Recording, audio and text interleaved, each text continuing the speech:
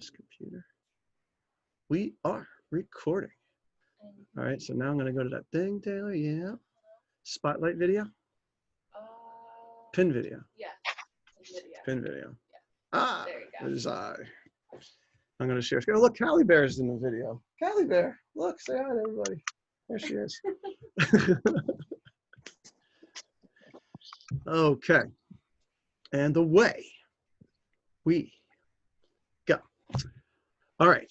So we're gonna do a two-part thing.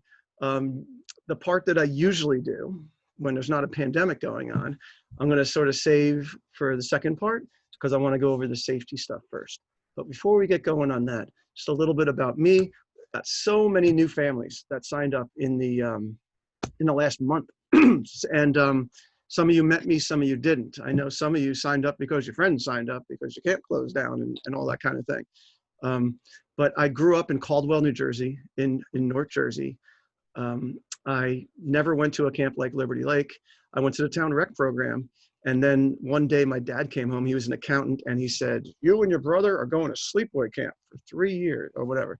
We went 3 kids for the price of 1 because my dad was the accountant. So we had a deal. So I went to this beautiful sleepaway camp up in the Berkshires, had the time of my life, and then sort of forgot about camp because I became a basketball player, started going to basketball camps.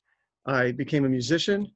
I had been playing piano my whole life anyway, but I joined a rock. I've been in rock bands for a while, but I joined a rock band when I was, I guess, in high school, that with older people that got onto Star Search and got onto the radio. And when I was a senior in high school, my song was actually on the radio when I would like drive to school, which was pretty darn crazy. So I went to college and as a business major initially, but then switched to music business. So I became basically a music major with a minor in marketing. Then went from there, got into another band that almost made it, you know, got on Star Search and all that kind of thing, was gigging around New York City. So I got my master's in education so that I would be have a day job, basically.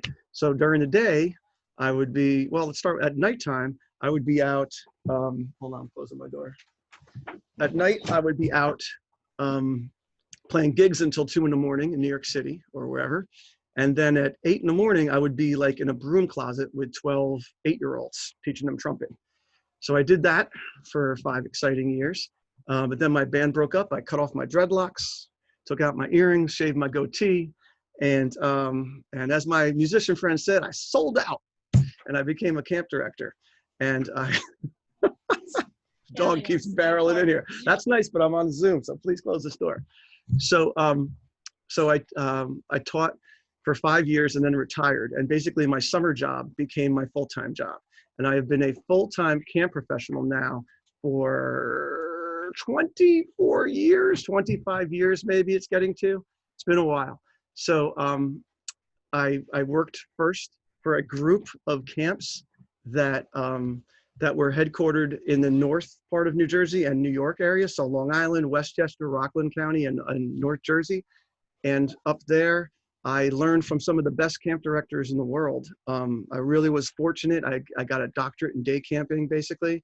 And then the kingpin of that camp group ended up passing away prematurely. And I ended up working for a guy who owned 3 of the most high-end, beautiful sleepaway camps in the world, and sort of got a doctorate in sleepaway camping at that time. So I've seen the whole camping world, really, all different perspectives. And while I was doing all that, I was volunteering for the American Camp Association and started sort of working my way up the ladder, starting out just like helping out and volunteering and stuff. And then, you know, in the early part, I guess about 5 years ago, I was the president of the American Camp Association for a while. And so it was a great experience. And because of that, I travel around the country, sometimes around the world, giving workshops about to camp directors on how to do this. And I'm sure this pandemic thing will be a workshop one day, sure. I was a keynote speaker at the first ever camp conference in China, where they call it camp education, which I really like because to me, that's what it really is. So I started Liberty Lake in 2002. We started with 0 campers, right? And within 5 years, we had 1,000 kids here. unique situation because it's in an area where most people don't really know what a quality camp looks like because there just hadn't been any in this area until we came. We're in this no man's land, I tell people. So all my friends down there in Cherry Hill and such, they're sort of Philly people. Their minds go to Philly. They don't come north into Burlington County generally. And all my Mercer County friends, they're all sort of New York minded. Their minds go up the turnpike to New York. So we're sort of in this little no man's land here, but we've made it work. And I'm sort of famous in the camp industry for starting a camp in an area where nobody knew really what a quality camp was. And then 10 years ago, I started a second camp with two of my friends up in the Boston area in Sharon, Massachusetts. It's called Everwood Day Camp. Beautiful place that is also running this summer. And it's on a 600-acre lake. So Liberty Lake is 6 acres. Everwood is 600 acres. I guess what else? I married my sweetheart from high school. I have a 24-year-old daughter who is currently trapped in the Panamanian rainforest, living at an eco-sustainable village, having the time of her life during a pandemic. And my 20-year-old son is just finished his sophomore year at Villanova, where he's a manager on the basketball team, gets to hang out with Jay Wright, so I'm the second coolest guy in his life. So, all right, so the first thing I'm gonna do is we're gonna talk about the safety guide. We're gonna whip through it because I sent it to you guys last night. You can read it at your leisure. I think it's pretty self-explanatory, but I just wanna hit some important points in it. So let me see, I wanna share the screen. Bear with me. All right, there it is. All right, screen share. Come on now. Oh, not that. That's orientation tomorrow. Tomorrow we have 250 staff here for an orientation. So that is what I'll be working on after. All right. So the lovely safety plan that I sent out. So yeah, I made this with the help of a lot of people. And you can tell that I made it because I had a mom email me today about 8 typos that I had in there. So thank you to that mom. I will fix that in the next version. So obviously, we think that camp is really important. You know, of course, you guys do too. Otherwise, you wouldn't be on this Zoom. You wouldn't be sending your kids here to camp. A little history on the camp during this pandemic is that when early March rolled around and we were about 60, maybe 2/3 filled at that point, and then the world stopped. From that point forward, I would say about 25% of the enrolled families withdrew, okay? So which brought us like under 50% of what we would normally be at. But everyone that withdrew basically got replaced by 2 people, by a lot of you folks here, especially folks from the JCC and Tall Pines and ESF and all these camp programs, CYO, that didn't open. So, you know, one of the camp parents that one of the new camp parents asked me, and I'm surprised most people don't, why are you running and other camps aren't, right? And it's not because I'm crazy, all right? That maybe my friends might say that, but that is not why. This is really why, the Liberty Lake Advantage, right? We are built for this thing we're doing here, right? If you talk to most of my colleagues who are not running this summer, they would say, oh, Andy's got it made. Andy is on 60 acres. He's completely outdoors, all right? And just right there is just a tremendous advantage. I was talking the other day to a camp parent who is one of the top administrators at one of the school districts around here. And let me tell you, that guy is more stressed out than I am. I'm about to start a camp, all right? And during this middle of this thing, he's still worried about next September, and he is more stressed out than I am about school because he's inside, right? We can do things that he can't do. Basically, that's what it comes down to. I have a pretty experienced middle management team I'm very proud of. Brandy, who's my right-hand woman besides my wife, has been here since the first day that we started this camp. Joe has been with me for 15 years now, and many, many more like that. Okay, so now that I'm screen sharing, how do I mute everybody? We got to make sure everybody's muting themselves. A new person that came in. What happens? Hold on. Mute. Yeah, I could probably do it here. No, I can't. All right. Just have to hope that person realizes they're making noise. All right.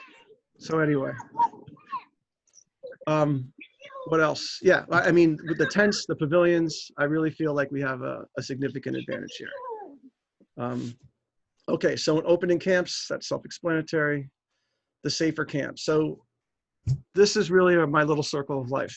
that we're dealing with here, right? Outdoors all the time. We are going to be starting tomorrow with the teaching and reinforcing hand washing, right, with our staff. Honestly, I'm more concerned about my staff with this than I am with your kids, because you guys have been monitoring your kids. I'm not sure that the staff have been monitored by their parents that much, right? Getting people to stay home when they're sick. We had a small orientation yesterday with 20 people, and we temp checked all the staff when they came in, and a few of them failed because they were at the beach all day, and we were temp checking them outside in the sun, right? So we're learning, can't do that. Turned out they were all okay. But it was a stressful time going through that whole temp check thing and having people not pass. You know, as I've been saying, I have 4 nurses that are going to be working with me this summer, and they're going to be working at this big 250 person orientation tomorrow also, to make sure that we're doing this right. I also have a lot of parents that are essential workers, a lot of parents that are doctors that are helping with this, and telling me that you got to make sure you're 3 inches away and don't hold it like John Wick and all that kind of thing. The cleaning and the disinfecting, we have, you know, a team of people that are going to be dedicated to that, which we never had before, right? Staff training, I'm going to be talking hardcore with these people about social distancing and wearing masks when they have to and all that kind of thing. And they're not going to want to hear it because, you know, my son is a 20-year-old, and he basically told me that, you know, once Murphy said, you know, we can start gathering together, that a lot of his friends were like, okay, pandemic's over, right? Which you're seeing in these southern states right now. Don't want that to happen here. Okay, so we're going to have to be really strict on that. And even though these poor young people, you know, and I'm not talking about your kids, I'm talking about my staff, they're young people too, a lot of them. They so badly want to go back to the way it was, but they're just not going to be able to. It's going to be a while till that happens. Screening everyone in their day, cleaning the stuff in between, saying this is second period's basketballs, this is third period's art baggie right here, stuff like that. Face coverings when necessary, social responsibility, the kids, the parents, the staff, everybody, you know, trying to keep it out of Liberty Lake, right? The safe sticks, right? Group size and social distancing. So in a nutshell, if I haven't told you this already, the group of anywhere from 10 to 20, so max of 20, although the pre-K, the 3 and 4-year-old group is a max of 14, but besides that, the other ones are a max of 20. They don't all have 20 kids. Some of them do. We have many, many sold out groups right now, but we do have a lot of groups that have 12, 13, 14, 15 also. They will have anywhere from 2 to 4 counselors or group leaders, whatever you want to call them, right? I call my high school ones, the 11th and 12th graders, counselors. I call the college students and the teachers that are in the groups, group leaders. Some groups have 2 group leaders and a counselor. Some have 2 counselors and a group leader, right? Some have 4. Some have 2, when the only one that has a dozen kids in it. The camper groups are going to stay together, right? Which is not a Liberty Lake kind of thing. Liberty Lake thing is that the group is a homeroom and they break up and they experience the world and there's all this independence. It's like they're in middle school, starting in 3rd grade. Not this year. Not even the middle school kids, okay? We have spent, well, here's a question that I had. We're usually the most co-ed camp that I know of, any big day camp that I know of. Most day camps are hardcore single sex. They're like, oh, the girls do this and the boys do this, and they'll have girls softball and boys baseball and all that kind of thing. Liberty Lake forever has been completely co-ed schedule. I got girls and boys playing baseball and softball. I got boys at dance. I got girls at laser tag. Everybody's happy. That's the way it works. I had to make a quick decision when Murphy said we could have only 20 kids in a group and they can't mix. Was I going to make it like 10 and 10 gender-wise? Was that going to be my priority? Or was the priority going to be having your kids be with their friends that they haven't seen in 3 or 4 months? And I took the priority as being with their friends, which are most of them are the same gender. So that's why we have single gender groups, okay? If you come to Liberty Lake next year and the pandemic's over, knock on wood, then you will see there will be single sex groups, but the groups are just their homeroom. And when they're going to experiencing activities and all that kind of stuff, it is co-ed, okay? So groups will not mix, no. There may be times with the older kids where we allow kids to go to fishing or high ropes adventure or something like that, where it's not a mixed thing. It's not like basketball or gaga or something like that. It's something where they can stay socially distant, and we would allow them to do that in order to, if they keep their distance away from other kids. But most of the time when they have their activities, it's going to be either their whole group or half a group or part of the group. It's the group and their counselors, okay? The only the only staff that are going to be interacting with them within 6 feet without a mask are going to be the counselors assigned to their group, okay? And who you will find out about. We're right now figuring out who's going to be in what group and all that kind of thing. Before camp starts, I will send you guys a link and it'll have who's in each group and all that kind of thing. And plus they're going to make little videos, right?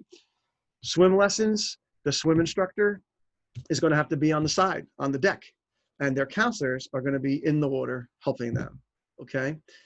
Same thing if they're art, the art teacher is going to be standing in front. Their counselors are going to be with them, showing them how to draw something and all that kind of stuff. Their counselor is going to be with them, showing them how to cast, okay?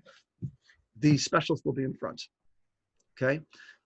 Now, if the fishing specialist wants to show them something and get close, the fishing specialist will put a mask on, okay? When they're going down the zip line and they're getting ready to go down, the person running the zip line will be wearing a mask when they clip your kid to the zip line, okay? So any staff that is not in their group that has to get close to them, which is going to happen every once in a while, will be wearing a mask, and they know that, okay? And all the bus staff wear a mask because the bus staff are not part of your group. The bus staff are not considered close contact like their counselors are, right? They may help the kids get into their car seat or whatever, things like that, but they're not going to spend a ton of time like sitting right next to them and all that. All right, so I think that's basically that. Inclement weather, we have plenty of shelters and stuff. The tough part is when we have like a thunder or lightning kind of thing, and then we don't use the tents, we only use the wooden structures. During those times, we're going to be closer than we want to be with other kids, which is why we're telling you to pack a mask, okay? Masks for kids are basically optional, okay? Because they're optional on the bus. They're recommended, but they're optional on the bus. And then when they're in their groups, we're outside. So it's, you know, if they go in the office, which they shouldn't, then they would need a mask theoretically. If they go into the health center, nurse's office, theoretically, they would need a mask, okay? But kids generally will not need them at camp. But our recommendation is that you put one in a little Ziploc bag and you throw it in the camp bag and it's there if we need it. That's my recommendation, all right? And if you're on the bus, of course, you know, I know there's some families, they've been like, my kid's wearing a mask on the bus, 100%, no big deal. We're used to it, we've been practicing it, and there's some families like, my kid's never gonna wear a mask. And I got the whole gamut. This is the world we live in right now, right? Group ratios. We have, we talked about that. Why the summer it's different. Enrollment groupers, talked about the co-ed thing. Camp program. We're outdoors, all right? It's nice. The activity period checklist.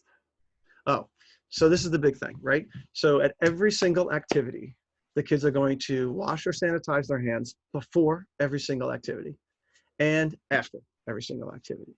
And that, plus the fact that they're only going to be with their people or their distance from other people, that, you know, according to the professionals that we've been talking to, that should be good, right? That should really, that's about what we should need to do, considering that we're outside. If we were inside, it'd be another problem. If we were inside with air conditioning, circulating the air and all that kind of stuff, that would be another story. But outside, that is good. There are things like we've been talking about wiping stuff down in between periods, and you know, so the art teacher's like, well, maybe what we'll do is we'll have, this is second period drawing and painting stuff, and this will be her stuff. I was talking to Shelly Buttons today. Shelly is an aerialist, all right? And she has, what do you call those big fabric things that she has? Silks, right? And I was like, okay, this is gonna be second period silks, right? Third period silks.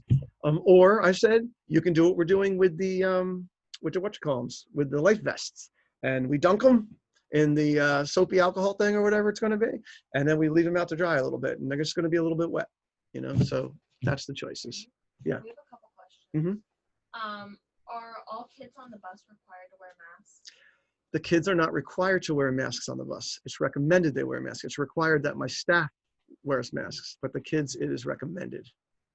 And then the other question is, are there any groups or methods of communication with other parents from our kids' group? Are there methods of communication with the other parents in their groups? Yeah. So I guess like if we both had kids, like would we be able to communicate for like play dates and stuff like that? That's interesting. I never had that question asked forthright. So the question was, can you communicate with other parents in their groups? What I would say is you work the communication through your division leader. right? Or through me. But the division leader is really your point person once camp starts. And the division leader, so let's say your kid came home and said, oh, I love this girl, Rebecca. You know, I don't even know her last name, but she's awesome. Can we have a play date with her, right? Email the division leader. The division leader will contact Rebecca's mom and say, hey, is it cool that Alicia's mom is going to, yeah, and then the other mom's gonna be like, great, and then we'll connect you. That's how we would do it. All right. Field trips, special event days. All right, so first of all, there's no field trips. We can't leave, can't do anything, we can't do overnights. No, no, no, no, no. All right, all this stuff that we usually like to do, we can't do. Stinks, but it's the way it is. Spirit events, we redid our spirit calendar when we went from 9 weeks to 7 weeks, and we looked at everything and took out the things we couldn't do and left the things that we can do. All right. We are trying to go for under promising and over whatever that phrase is. Over delivering. That's it. That's what we're doing. So there may be stuff that's on here that's not on here that we end up doing. One of those things is color war. We are planning on doing color war. Not quite sure how we're going to do it. It's certainly going to be limited, but we are planning on doing some version of color war. One thing with color war, I'm going to tell you, I have a lot of staff that are very socially conscious and active and that kind of thing. And we have a very, very diverse staff. I'm very proud of my staff. And we're talking about doing a color war that is going to be very tie-dyed. So it's not going to be so much about this color versus that color kind of thing. It's going to be very tie-dyed. So it's just a little sneak preview into color war. All right. Normally I have red, white, and blue teams. We will still have those teams, but it's just going to be much more multicolored. We're going to go for a much more bigger unity vibe this year. All right, so the activities. So if you haven't been reading my emails, I need you all, if you're first graders and up, right, first through ninth grade, I need you to go log into CampMinder, go to forms and documents, go to top 10 activity list, and make a top 10 list in order of preference. Because if you, let's say your kid's group is Princeton, and it turns out that Princeton, a lot of kids, their first top few choices is mountain biking, then we will make sure that mountain biking gets into the rotation more, okay? Normally, this is not what we do. Normally, you make a top 10 list every week because the blurbs change every week. And then, you know, your kid chose guitar, they go to any of the kids that want to play guitar in their division for that week, and it's great. This year, they're gonna go with the kids that want to play guitar in their group. Unless we decide if they're older, they can go with kids in other groups, but they're just going to stay distant from them, right? But that's going to be a rarity. But guitar might be one of those things that we can, because there's not going to be that many kids that choose guitar. We're going to want kids that want to learn how to play guitar, right? So there you go. And I put the stuff on the side, the mandatory hand washing and all. Swimming. So we have, everybody gets free swim in the afternoon. Okay, and we're working with the aquatic staff right now to figure out a way to do free swim so that certain parts of divisions are in certain parts of the pools, so we're not mixing too much during free swim. But even people who run community pools know that, you know, there's only so much you can socially distance the pool, plain and simple. Thank goodness they're in chlorine, but still, we still don't want people sneezing in each other's face and things like that if it comes to that. So we're going to do our best to help that. To help achieve that. And what we can do, we really have 4 distinct swim areas. Okay, we have a shallow pool, a deep side of the lake, and a shallow side of the lake. And theoretically, we can chop each of those areas in half so that we could then have 8 theoretically, right? So we're gonna do a lot of mixing and matching, and we're dedicated to just doing it the best we can.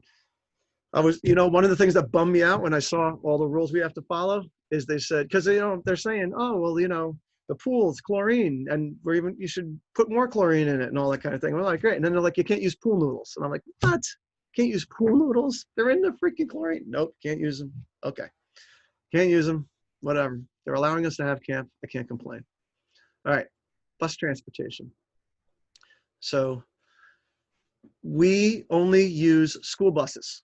Okay, very important point. Okay, some of my colleagues out there in other camps use passenger vans. Not a fan. Okay, they're not really made for transporting kids the way school buses are. School buses are actually built like army tanks. If you took the pretty orange stuff off of the side of a school bus, you would literally see steel like girders going across the side. School buses are built so that if you're going to camp off of Route A1A, or no, whatever it is, I forgot what the West Coast highway is that goes up the side, and you're going down the side of those mountains where the Fast and Furious always fall off the side. If a bus went off the side, it's built to actually be able to have the kids survive that. The kids are seatbelted, all the kids are seatbelted, okay? But school buses are built like army tanks. The few situations we've had in our lifetime, and there's been a few, where kids have had fatal accidents on buses, those have been freak accidents, where they're hitting in a weird side, and the dump truck full of rocks and there's just strange things like that. Generally speaking, they're super, super safe, okay? They are air conditioned. If it's a nice day, like in the morning, most days are nice and cool, we're gonna keep the windows open, all right? Just keep all the germs flying out the windows, okay? If it's 100 degrees and humid, like it was the other day, we will put the air conditioner on, okay? You might wanna say, tell your kid, you put a mask on when they put the air conditioner on. You might wanna say that, right? Reduced capacity seating. So this is where my bus company is struggling. This is why we don't have the bus times yet, okay? Because we had all these new families come in, and then we had to figure out the buses so that there's one kid per seat unless they're siblings, okay? And I know that some of you out there are like, oh, I had 2 families from Philly visit me last week, and they're like, oh, us 2 families, we're in the same circle and all that kind of thing. That's great. You can talk to your bus counselors about the bus captains, the staff about that, about having those kind of kids sit together. I'm not broadcasting that friends can sit together, because I want to make sure that they're really friends whose families. I need permission by both parents on that one, that you've been part of the same quarantine group there. So anyway, yeah, so we're distant. So I got to put less kids on a bus. So I'm going to have more buses, what it comes down to. I also have twice as many kids from Philly this year. So we're going to have twice as many buses from Philly. Right now we're looking at 4 buses from Philly. Yeah. Is it too late to request transportation? It is not too late to request transportation. You can request transportation anytime. Whether you get it's another thing. So if you want to ride the bus, I would email bus@libertylakedaycamp.com and copy me on it. All right. Okay. Bus driver, bus captains wear face masks. All right. Campers recommended. All right.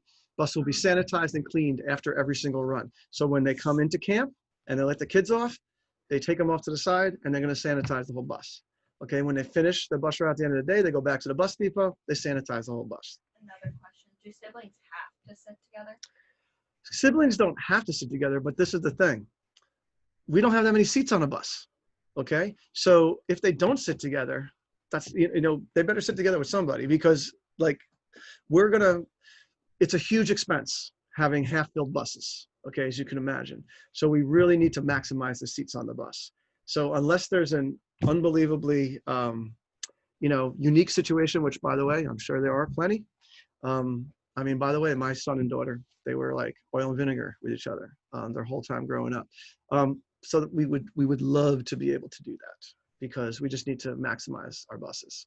All right, morning transportation. Check your kids. We're going to temp check them when they get here. So when the buses roll in, one of our specialists, our teachers, we call them specialists, is going to get on the bus before they do the loop around the parking lot. And as they're doing a loop, they're going to go boop, boop, boop to each kid and make sure that they're under 101.1, under 100.4, right? I think that's what it is. And yeah, and that's it. So we're going to do them on the bus where it's nice and cool. Right, we're not going to get them all heated up. We're not going to do it outside in the sun. We found out that's a failure. All right. So please make sure your kid doesn't have fever before they come, because otherwise we can't drive them home. You're going to have to come get them. All right. Parent pick up and drop off. Yes. Does the late bus travel to Philly? Unfortunately, the late bus does not travel to Philly. All right. What I can say is that we can have the bus make you a late stop and be the last stop, close to 5. But I haven't had enough kids to be able to afford to have a late bus in Philly. Maybe next year, but this year I'm already taking on too much to be able to handle that. And one more thing. Yeah. I'm pretty sure I have this right, but the bus is included in the tuition, correct? Yes, the bus is included. Bus and or extended hours is included in tuition. If you drop your kids off between 8:30 and 9, there's a discount for that. If you pick them up between 4 and 4:15, which we are extending this year to 4:30 because there's more people driving the kids than ever before, there's a discount for that too. But the regular tuition includes the bus and or extended hours. And for the bus, it's the email is transportation. No, it's bus@libertylakedaycamp.com for Renee, the bus lady. All right. So morning arrivals. If you drive your kid to camp, we are going to temp check your kid before they even get out of the bus. We're going to open the door and we're going to zap them right there. Again, it's just much more normal, situation to temp check them there than for having them come out, being in the sun, running down to the groups. And there's a lot going on as when kids are getting out of the cars, out of their buses. So we're just going to get them right there. By the way it works is if a kid, if we zapped them a couple times and it was over 100.4, we wouldn't necessarily say you got to go home to either the bus kid or the kid in your car. We have this quarantine tent, which we'll get to that part there, that's up near the parking lot, which one of our nurses will be up there. And if you're driving, you'll drive over to it. We'll direct you over to it and you'll park there and we'll have the nurse do it like a legitimate way, like with a thermometer or whatever. And then most of them pass. Is that how it usually works? Same thing with the bus. If they fail on the bus a couple times, we'll have them come off and we'll walk them over to that auxiliary tent with the nurse and do it. We're not just going by the little zapper, right? Morning arrival. Yes, they'll wash their hands. They go to their division, which will be socially distant. So at their divisional arrival areas, it'll be like so the senior division has 6 groups, right? 3 groups of 20 of each gender, right? I think the sophomore division has 4 of each, right? Same thing with the junior division. So they will be in their arrival areas spread out, right? In these groups, separate from the other groups, and be able to have an assembly. We used to do big Monday morning arrival things. We're not planning on doing those with the whole camp. We are building a stage. We were supposed to be done today, but they messed up and I sent them back. So it's gonna be done tomorrow, but I'm building a stage on my lower field. It's a very, very big field. And I'm putting it on one end of the field and I'm gonna talk to all my staff tomorrow on this field. And sort of, I want you to imagine sort of like if there was a stage at one end of like a big field on Fairmount Park or Central Park or something like that, and this big field, and the groups will be able to clump together. We're hoping to do that for the Fridays. Because then we can go there nice and they're not coming off of buses and stuff, but they can just go there with the groups and sit and be able to have it nice and organized and then be able to see kids perform, even if they're sort of far away, farther away than usual. But that is my hope that we'll be able to do that in a safe way. Assign staggered times. Yeah, we're not going to do staggered times as of now. We're going to see how it goes with our regular windows. Camp visitors. I had a parent emailing me today, can I come visit my kid? Nope, not this year. Okay, other years, maybe, not this year. Yeah, daily lunch. Okay, so you see the lunch menu, okay? It's up online. If your kid has any dietary restriction, if we knew about their dietary restrictions, you got an email today from Marilyn. Marilyn is nurse number 3, 20 years in the military as a nurse. Fort Bragg, very excited to have a military nurse here because that's what we need this summer. So she's a dietary specialist. So if you have if you fill out your medical form, there's a section about food allergies and she should pick that up and see that, okay? But if you wanna just make sure and cut to the chase, email Marilyn at food@libertylakedaycamp.com. And she will make sure that your kid gets the gluten-free, whatever, and all the stuff you need. We have a gluten-free or a dairy-free, a vegan option for everything, okay? So meatball sub, all right, we would have a gluten-free, they would be gluten-free bread sub, right? And we would know what's in the meatballs and all that kind of thing. If you go to the website in the upper right-hand corner of every single page, there's a link, it says quick links. If you click that, one of the things that pops up, it says ingredients and nutrition list for all our diabetic kids for the nutrition stuff. And it does not have the current ingredients. That's the stuff we used last year. I don't change anything until we actually get the food off of the truck. And we literally look at the ingredients on the side of that box. Because what happens is the food service companies, you know, we use the big US foods and stuff like that, and Cisco and all. We may have ordered these tater tots, and then they decide that, oh, they're out of those, so they're going to give us this brand. And meanwhile, that brand has gluten and the other ones didn't, or something like that. So we always check on that. And that's going to be Marilyn's job. Again, just like, you know, the fact that we have, you know, all these nurses, the fact that we have a social worker on staff, okay, that no other camp, right? And I don't think any other camp has a dietary specialist. Like, this is the focal point of Marilyn's job, is to make sure that the kid with any food needs, that we get met. And can we take care of everybody? No. All right, if there's a kid that, you know, looks at a piece of gluten and can go into shock with that and have to go to the hospital, that kid can bring their own lunch, okay? But for kids that we can manage, we'll take care of it, okay? And a lot of kids that are sort of in between, we may have them bring some stuff and we'll keep it in a refrigerator, and we'll eat as much of the stuff we can from the Liberty Lake kitchen, which is a ton of stuff, okay? And then maybe we can supplement it with some of that the kids' stuff, all right? So every single day, besides the main thing, right? If you look on the left-hand column, there's sun butter and jelly, tuna, ham, turkey sandwiches, pasta, and there's always gluten-free pasta too, pasta with tomato sauce, pasta plain. There's salads, there's hummus, there's drinks, there's water, fruit juice, fruit punch, and flavored water, which is actually pretty good and pretty healthy. We have bagels for the kids that get dropped off early. We have some left over when the kids get off the bus. They may not be buttered or cream cheesed or anything, but they, you know, we're going to figure out how to do that this year. We have apples throughout the day, fresh, awesome apples. Turns out that when you order boxes and boxes of apples like we do, if you don't get like the AAA best apples, if you get like the AA ones, they got bruises and stuff, and the kids get, you know, eat 2 bites and chuck it. So we literally spend the big money and get the good. Like, every apple is a perfect apple at Liberty Lake because you paid for it. And we have pretzels that they get when they're hungry for snacks. The whole group gets that. At the end of the day, they get ices or ice cream. Okay. And again, we have all the substitute things too. That's that. Assigned lunch tables. So if you saw our lunch tent right now, we have very big picnic tables. Like, each picnic table can literally fit like 10 kids, right? 5 on each side. So we have two of those picnic tables together for a group, and then there's space, and then there's another 2, and then there's space.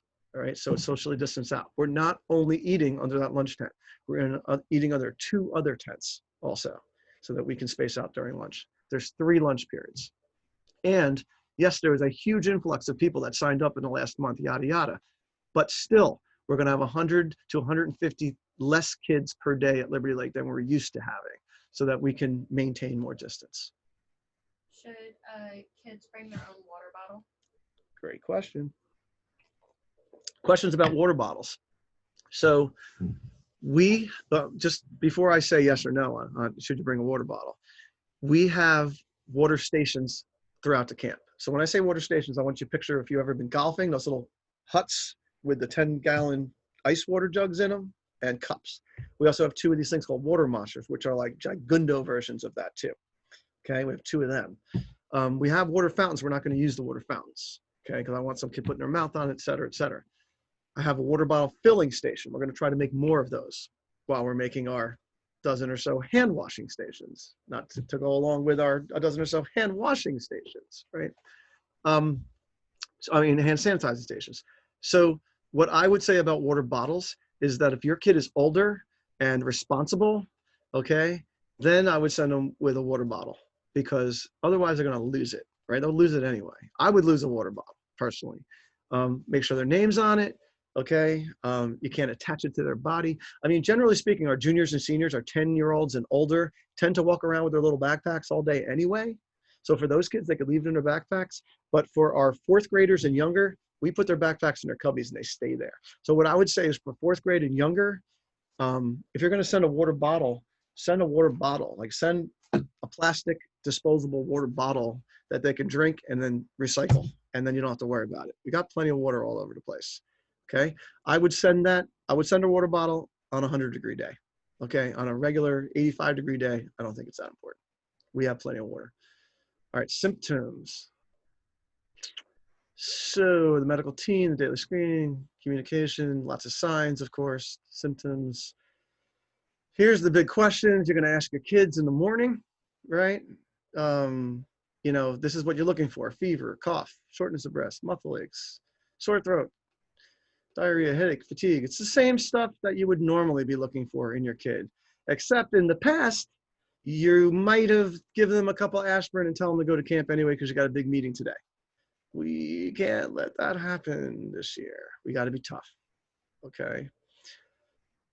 So we have 3 tents, right? So basically we built a tent in front of the health center. There's going to be a tent, and that is the screening tent. They go there first.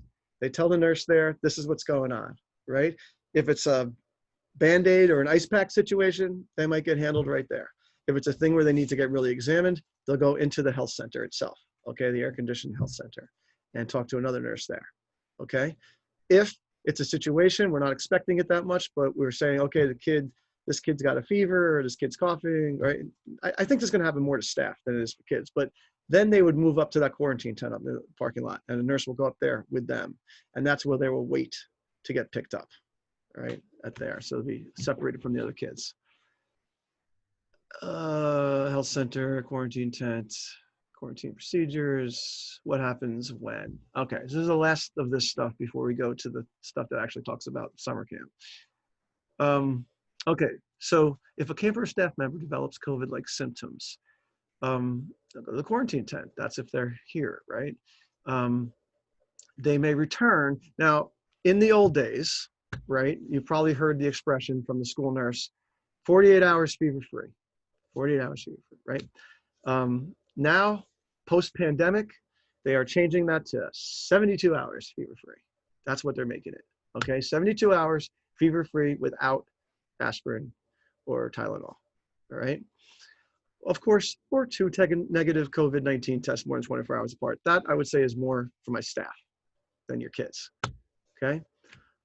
What happens when there's a positive diagnosis? Again, I'm not really expecting this to be a kid thing, okay? To me, it's more of a staff thing, but if it did happen with a kid, then yeah, I mean, it says it here, the kid's gonna have to stay home. And unfortunately, if it's a kid or a counselor that's in a group, then that group is screwed for 14 days, basically. And I credit your accounts, and I have to pay the staff because that's the rules now. And I'm really hoping that this doesn't happen. And this is going to be a huge part of my staff orientation tomorrow, is talking about this kind of thing. How, you know, one bad decision from a staff person can lead to this. So I really, really will be pushing this. Again, you know, I've been talking to many of you how I think there was in the close to 4 months now that daycare centers in New Jersey have been running, okay, and serving essential workers. I now have heard there's now been 1 case in 4 months at between 400 and 500 daycare centers, 1 case of COVID, right? So this is not a thing that happens to kids very often. It is more of a staff thing. And then the staff is not going to be able to come back until they do their thing too, right? So there's one thing of having symptoms, right? That's more of a 72-hour thing, you know, with the fever, okay, versus actually being tested, right? So for instance, if I got a phone call right now from one of my people and said, hey, I just got tested positive for COVID, right? We're not going to see that person for 2 weeks from today. That's what it comes down to for that staff person.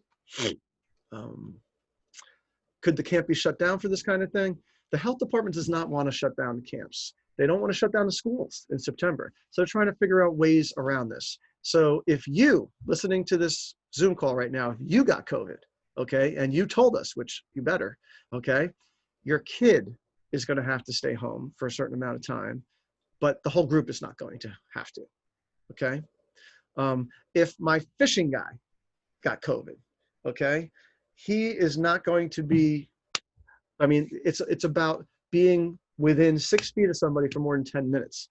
And the staff people that I have that are not part of the group are not going to be, they're not going to put themselves into that situation. Okay. So it's really about the staff that is in the group here. Will the kids coming from out of state have different requirements? From what I'm understanding right now, I mean, the only states that we have right here are kids are Pennsylvania, New Jersey, and Pennsylvania, New Jersey, New York, and Connecticut are like a little tribe that's acting the same. I just had a staff person go on vacation to North Carolina. And then what happens when he's in North Carolina? We find out that anybody coming from North Carolina has to come back to New Jersey and quarantine for 2 weeks. So that really sucks. But that's what we're dealing with. All right. But not Pennsylvania. Right. And as things get updated, we will continue. As we get clarification, as the noose gets hopefully loosened as opposed to tightened, we will update you on those things. And here's a bunch of signs. Yeah. Camper is coming from Maryland. Yeah, we have one camper that's coming from Maryland. That's true. We'll look into that. You know, to me, it's the Eastern Seaboard. To me, Maryland's not in that red cycle. But I'll check into it. I know we have that one kid coming. It's a relative. Yes. Yeah. All right. Let's move on to some more fun stuff. If a parent tests positive and then the camper has to stay home for 14 days, would they be credited for tuition? Yes. I'm Andy, if you don't know me, is a very generous guy. I am not screwing anybody on these kind of things. Okay. I'm going to be crediting people out the wazoo with this kind of thing. Better to be safe than sorry. I wanted to show you this. Let's talk about the camp day. So a lot of these new folks that came and visited, you guys didn't get the real tour that we give where we talk about the schedule much, but just really quick. So we have extended hours in the morning from 7 a.m. Okay. The buses roll in at about 8:45 and then the day starts, right? So the first period starts at 9:15, although on Mondays and Tuesdays, we extend first period a little bit. We extend the assembly a little bit, and then we're off. So most periods are 45 minutes long. Swims are an hour. Lunch is a half hour, except for our turtles. They have a longer lunch because it takes them longer to eat. The older you get, the more elective periods you get. So turtles don't have any electives. We tell them what to do. Freshmen and sophomores have 3 periods of choice. Juniors have 4. Seniors have 5. Okay. Teen leadership, their program's different. I actually was working on that today with Brandy and Danielle. We're going to send out a teen leadership email shortly that it describes their program in more detail. The last period ends at 3:30. We have a little assembly. They head to the buses. The buses pull out at 4. We have aftercare from 4:15 until 6. Okay. What should the campers bring to camp? What should they bring? Okay. So what should you bring? I'm going to talk about what you should bring, but you got to read this too. Okay. So this was one of the many links that I sent you. This is the parent guide. Okay. So this is the all stuff about camp stuff. This is one of the links in the quick links section. This goes through what to bring to camp and all kinds of questions that here's more bus stuff. Like I was just talking about, reiterated, it talks about the electives, behavior, health and safety, communication. This is all stuff I'm going to touch on. Financial stuff, right? Refunds, signing up for next year, extending, tipping the counselors, cell phones, leave them home, no electronics. All right, I could just go through this and this could just be my thing for the next part. Are campers allowed to bring cell phones?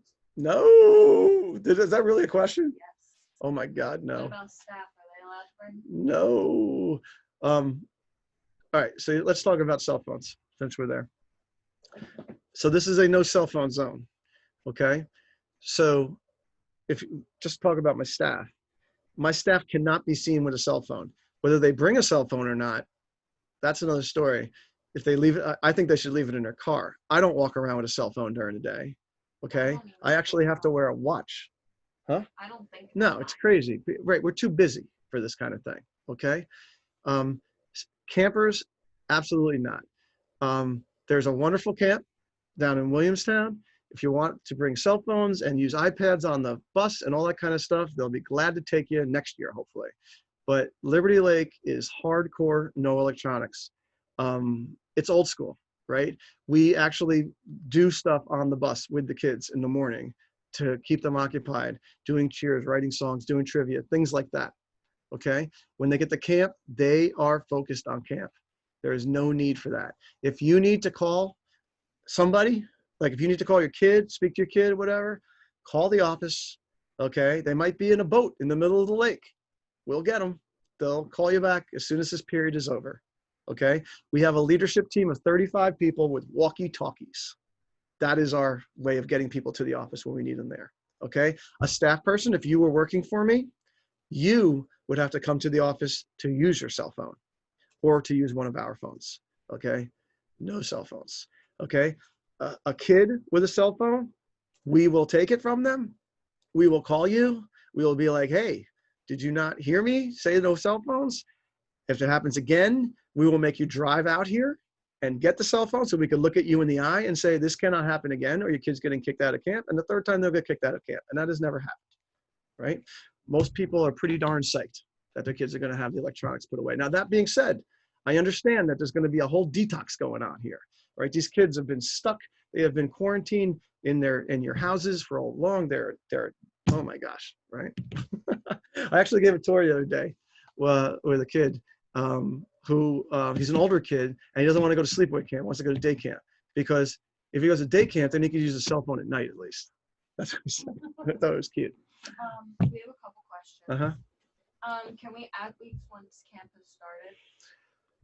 You can add weeks once camp has started if there's room. Unfortunately, there's a lot of groups right now that there is no room.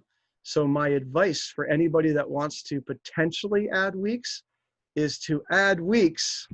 And if you don't use them, you can always cancel, okay? As a new family, you can cancel up to Monday, the week before. So Monday, the week before. So let's say today's Monday. You could cancel next week, okay? You can't cancel this week. You're already in it. It's Monday. But you could cancel next week, okay? So my advice is try to get any week you can right now, because I am telling you, I got this list.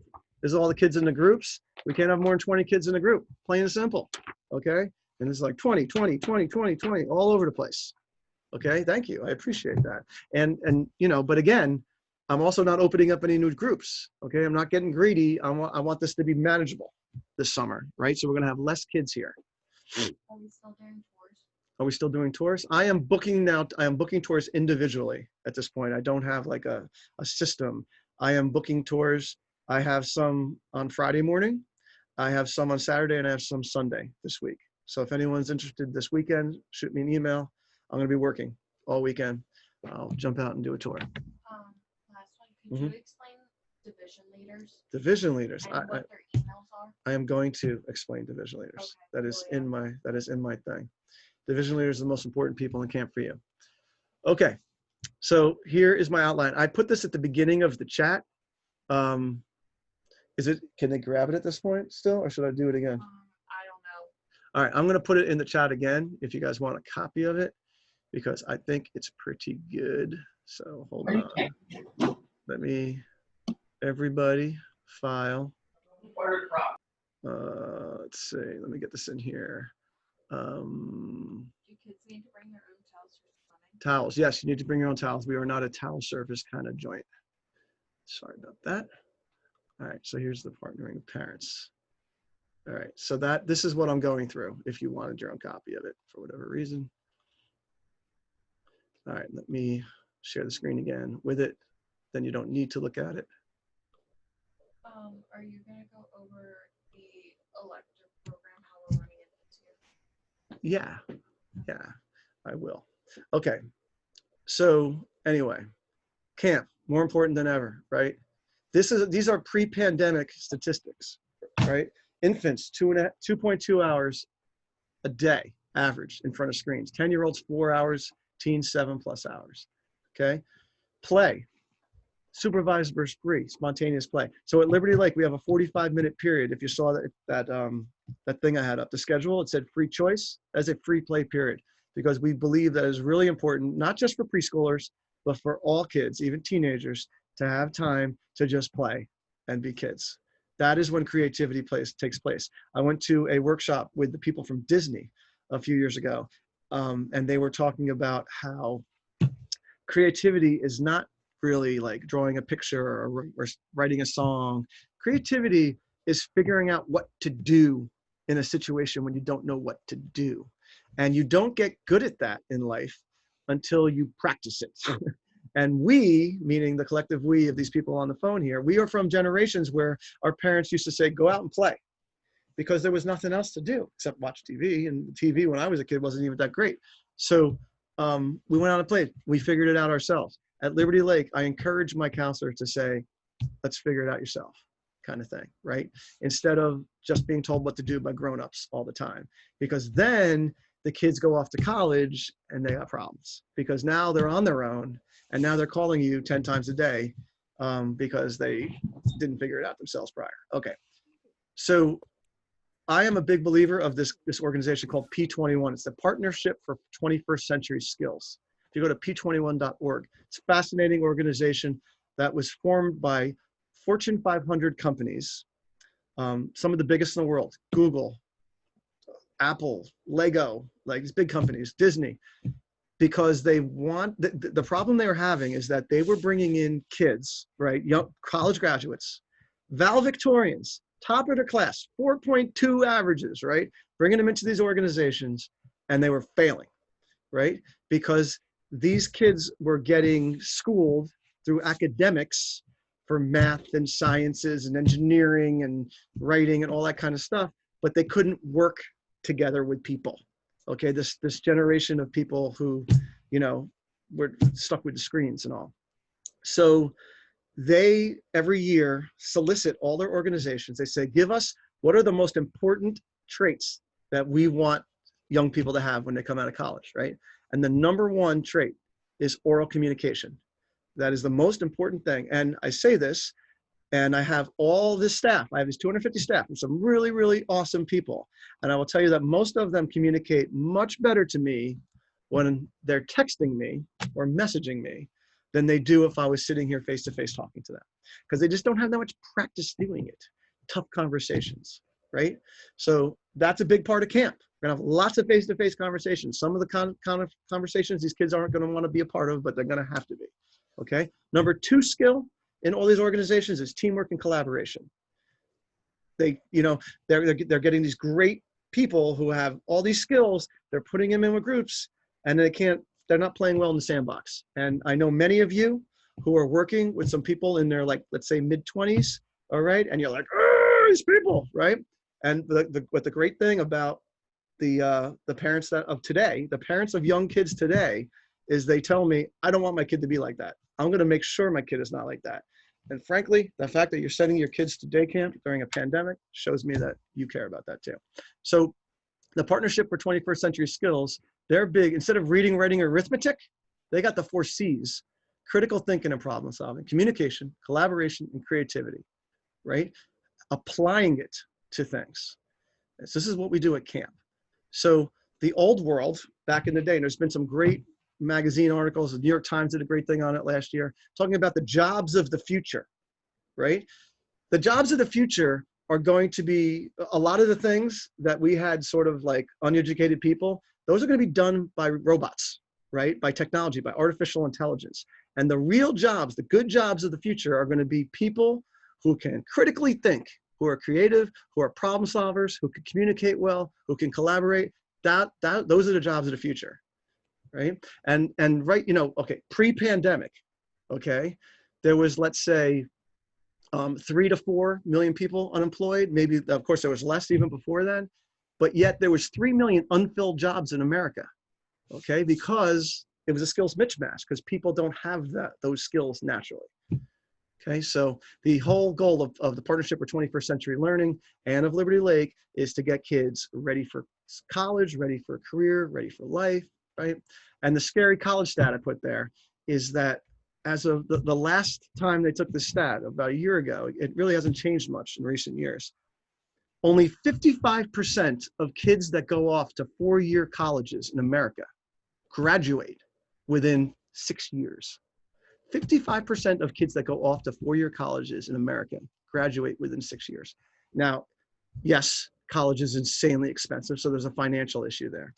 But a lot of it is because these kids are going off to college, and they're unprepared for being on their own, and for waking up on their own, and for doing their homework on their own, and for dealing with tough situations on their own.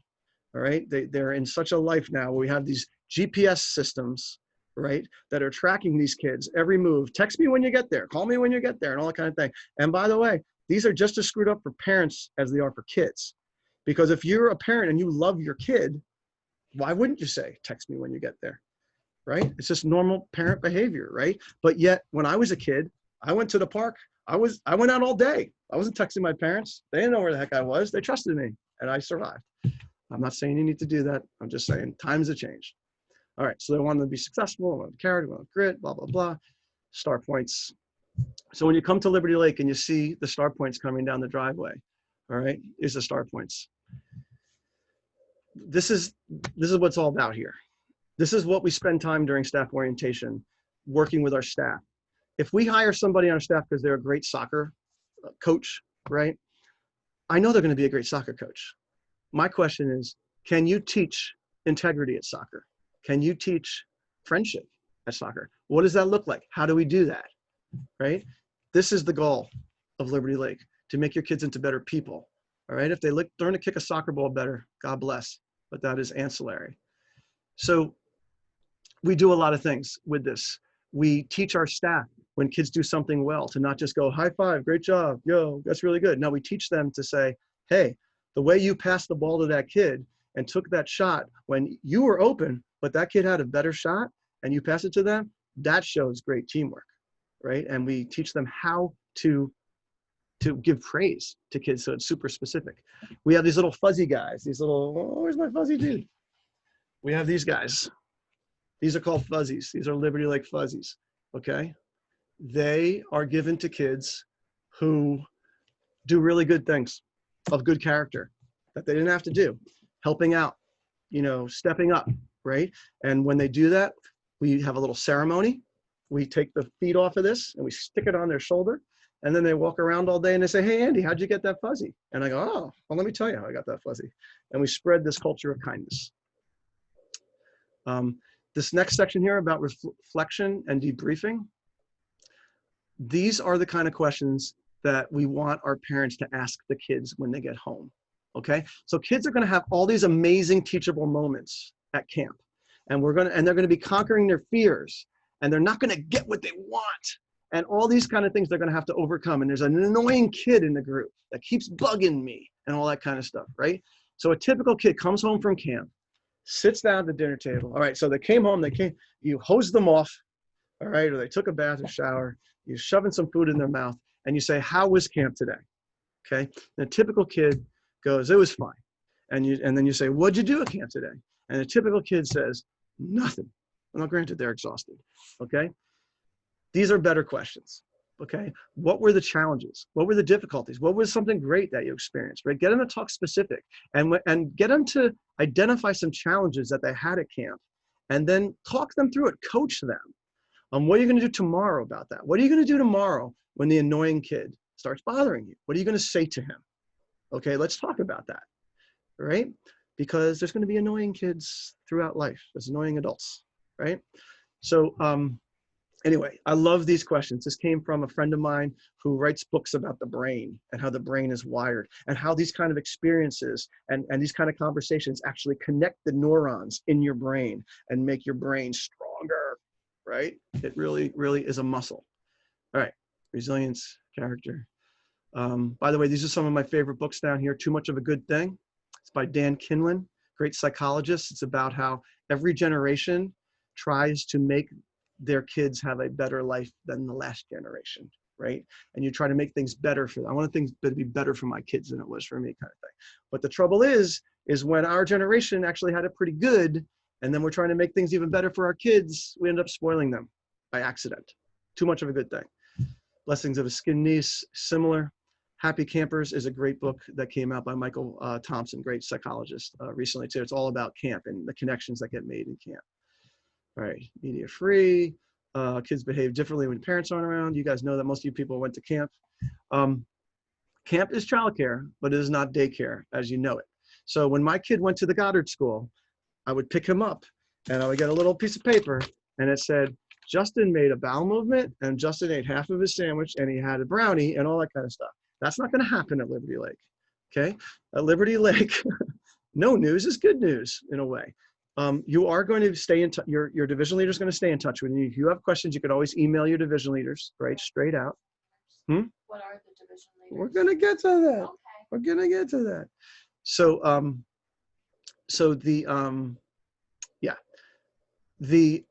you're going to get updates. We're going to email you good things or text you good things. And if there's a challenge that comes up, the division leader is going to get in touch with you about it. Okay. Preparing for camp. So my gosh, thank God I have a social worker on staff, because anxiety was an issue before this pandemic. I think I should just clone her and make like 5 of them this year, because the staff's going to need it too. An important thing, the point of this little section here is that if you have anxieties about this, to just make sure you don't talk about them for your kids. Don't put them upon the children. Okay, kids are resilient. Kids, they always exceed your expectations. You raise the bar, they tend to get up to it, right? So, just give them confidence. They can do this. It's going to be great. Okay. Clothing. So for those of you who have never been to camp before, who've never sent your kids to camp before, a few important things. Don't send them in good clothes. Okay. Liberty Lake is an outdoor camp. We get muddy, we get full of paint, we get full of everything. Okay. Cheap sneakers, cheap clothes. When you go into Target, all right, and you walk in and there's that section of clothes in front of the boys or the girls section, right? And it's like the $5 clothes section, right? That's a great place to buy clothes for camp, so that you're not upset when it gets ripped or full of mud or full of paint or whatever. Okay. And label everything. If you've never been to camp, labeling your kids' clothes is like the most important part of this experience. Okay. If you go into CampMinder, if you log into CampMinder, there's one of the things in the dashboard is Mabel's Labels. And it's a company that actually makes labels that you can iron on or you could stick on and they stay on. If you take your kid's shirt and you grab the the tag in the back, and you try to write Stephanie on that tag, it's a little hard. Okay, plus there's probably 29 Stephanies here. All right, so labeling the kids' stuff is a thing. All right, I'm sure there's probably 100 YouTube videos about it at this point. All right, the first week of camp, the first day. Okay, this is more important than ever before post-pandemic, because the kids are going to be, a lot of kids, I am guessing, are really out of game shape. Okay, it's really important for you folks to get your kids outside running around now, so that when the first day of camp comes, it's not like you sent them to boot camp. Okay, which it's going to be anyway. It's going to be that anyway. So even my staff, my high school and college students and my teachers, the first week of camp, they are dragging those first few days. The metaphor I can use, if any of you guys can remember, if you played high school sports, the first week of basketball practice or football practice or track practice or whatever, and you came home those first few days and like your hamstrings were pulled and like you were just tired and you were stiff and everything was, that's what camp's going to be like for your kid. Also, it's outdoors. So it's like when you go to the beach all day and you come home and you take a shower and you're laying there and you're like, oh my God, I feel so, because you've been outside all day. We're taking kids who are generally 99% indoor kids, and we're going to bring them into a situation to make them 99% outdoors. There's going to be a shock to the system. Okay. So any transitioning you can do to that would be awesome. All right. So yeah, so they're going to be exhausted. They're going to be emotionally spent. So on their first few days of camp, it's really super important. I don't care how old these kids are, that after you hose them down or shower and bathe them and get them some food, they got to go to sleep. It's really important. Okay. Let them watch TV on the weekends. They're going to come home. They are going to be toast with a capital T. Okay. And camp is going to be miserable for them if they come and they're exhausted because they're staying up late after being outside and running around all day. So get them into bed early. I can only imagine. Think about this. My high school and college kids, oh my God, they've been sleeping till 1 in the afternoon, the parents are telling me. And yeah, tomorrow's orientation is at 9. It's going to be interesting. Everybody's going to have to change their brains on this. So start that early. So by the way, when little kids get tired, by the way, they get cranky. Okay. So it is normal for those of you who've never sent your kids before, you're sending me little kids. Okay.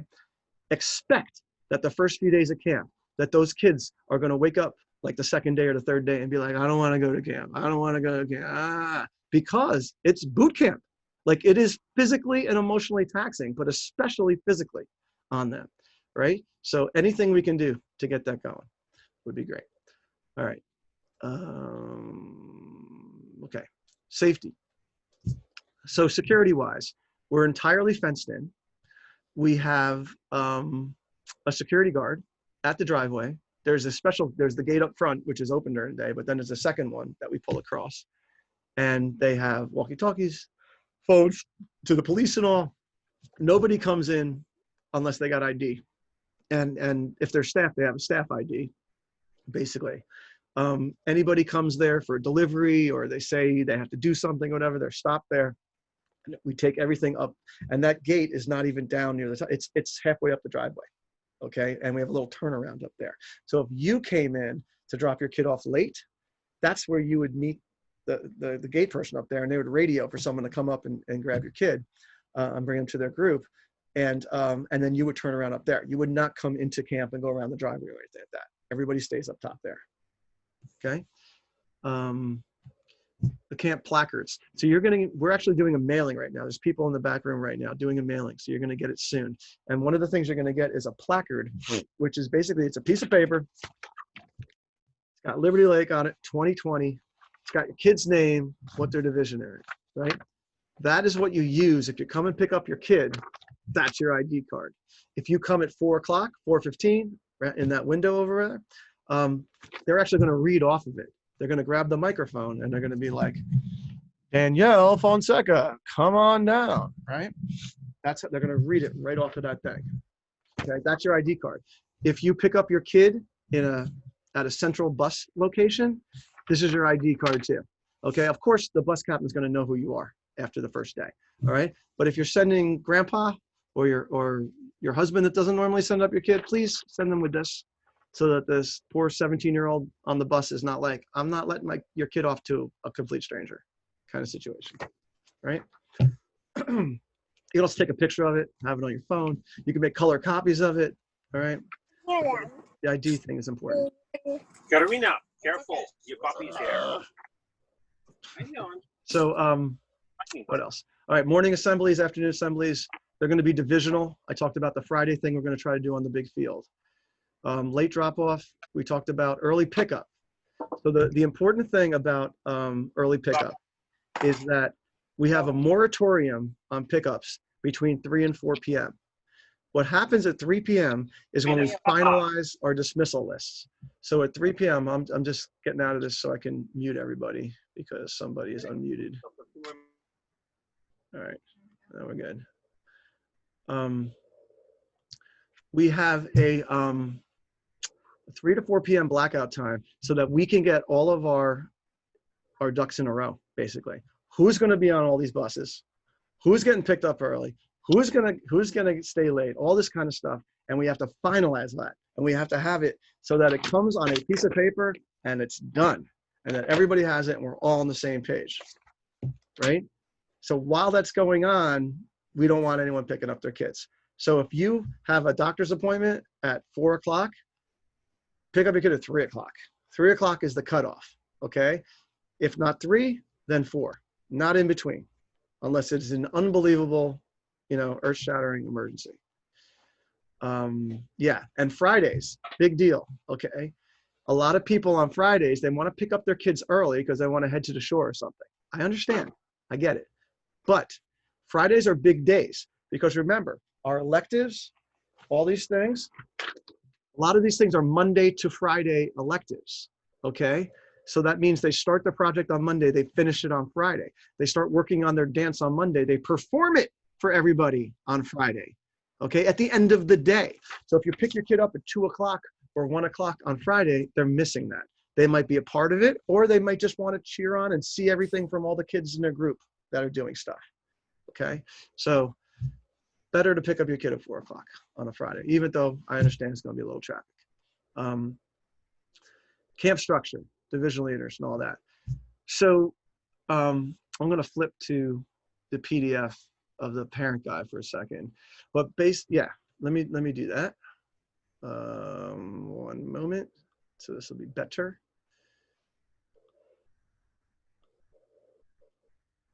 All right, we're back on the parent guide. Okay. Oh, this is the parent guide. Can you see it? This is what they're saying? Yeah? This is not what I want. I'm sorry. Give me a second. Microsoft Word, Adobe Pro. All right, that's what I want. Okay. So first of all, let's go back to this for a second. So every division has groups. The groups have counselors and group leaders, as I've explained.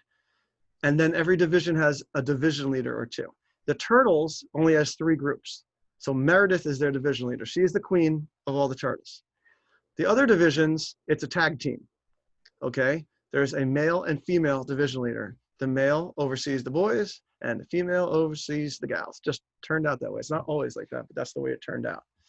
The division leaders, they report to me.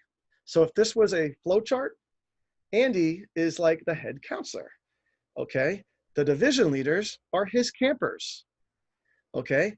The division leaders are the counselors for the counselors. The counselors are the counselors for the kids. So it all flows up like a filtration system, okay?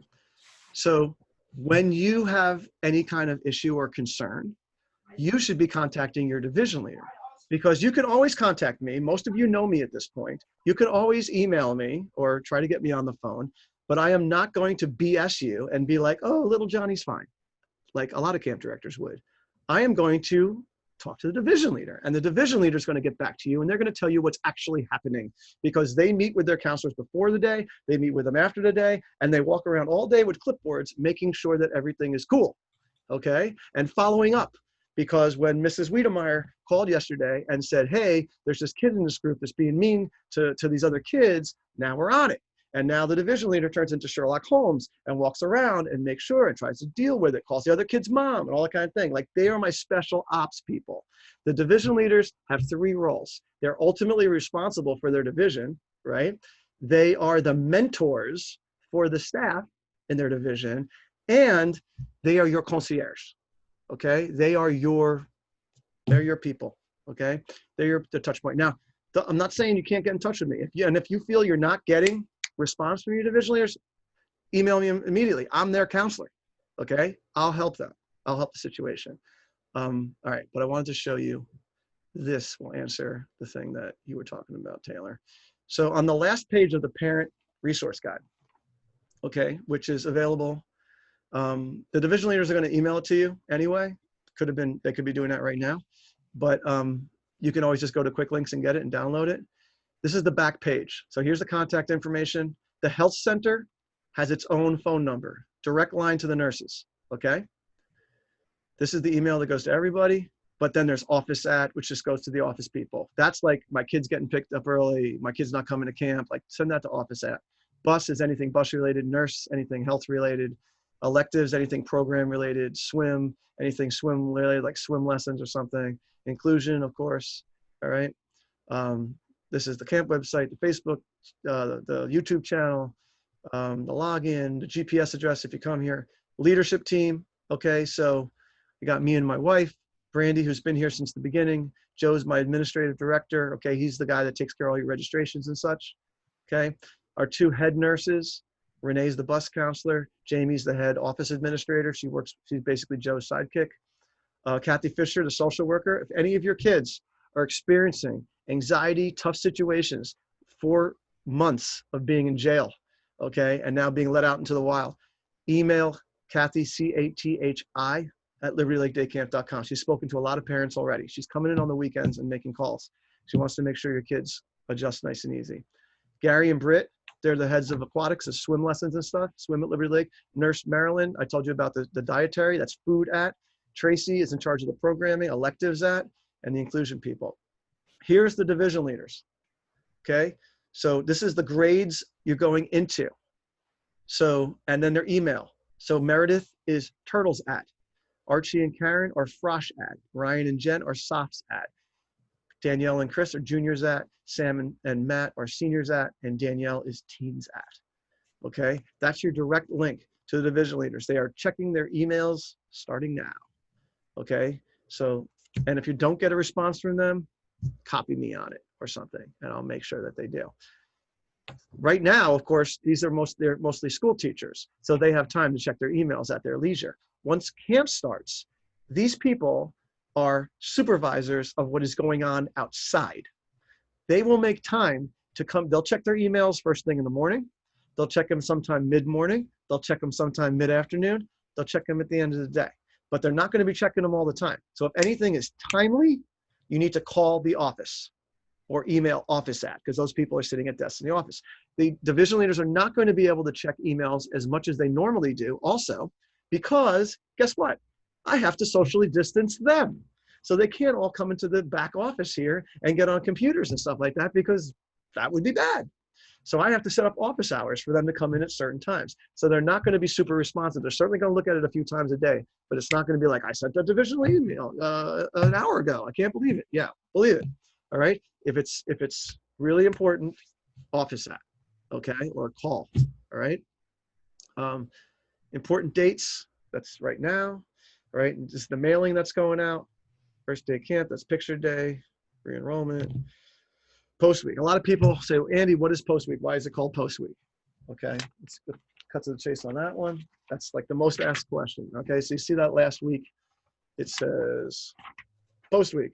Okay, historically, post week has about half the amount of kids as a normal week, because it's that last week of the summer. A lot of people go on vacation. A lot of my college kids go back to college. Okay, what we do during post week is that instead of 45-minute periods, we have hour periods. So it's a much more relaxed situation. We have 2 free swims for everybody. So we swim more, which is also more relaxed and nice. And they pick electives on a daily basis.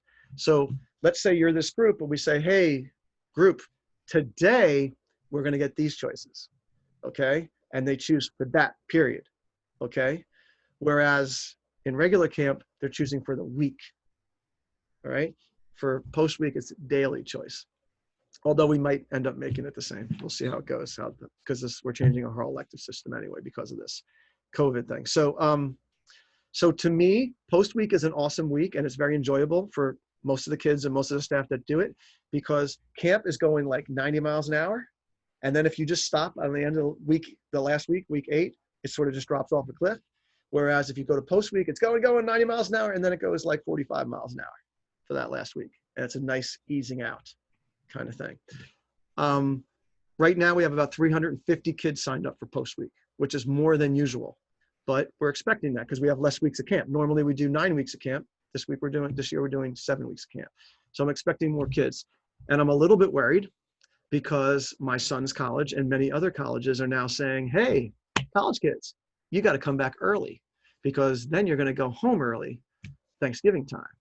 So we're not going to make post week huge either because of that. We're going to see how things are going with the college kids in that regards. All right, back to the other share. New share. I appreciate you guys giving me all this attention. I know it's not easy. I don't want that. All right. Is the partnering with parents thing back up, Taylor? Yeah. Okay. All right. So let's talk about the regular electives now. Okay. That big list of stuff. So the way it normally works is that they get this list every week. They find out what they got on Monday morning, and it's like Christmas morning, and those are your electives for the week, and you go to them for the week with any of the kids in your division. This year, we're asking you to log in with your kids. If you're first grade or older, make a top 10 list in order of preference, And that's going to help us determine which choices we're going to give your kids. So now let's say that you guys are in my group, okay? You're a bunch of junior boys. And I say, okay, guys, look, I got a haircut yesterday. Yoo-hoo! We say, okay, Yeah, me too. junior boys, this is your choice for this period, for this week. We can go to boating, okay, and do the paddle boats and the canoes and the kayaks and paddle boards and all that, right?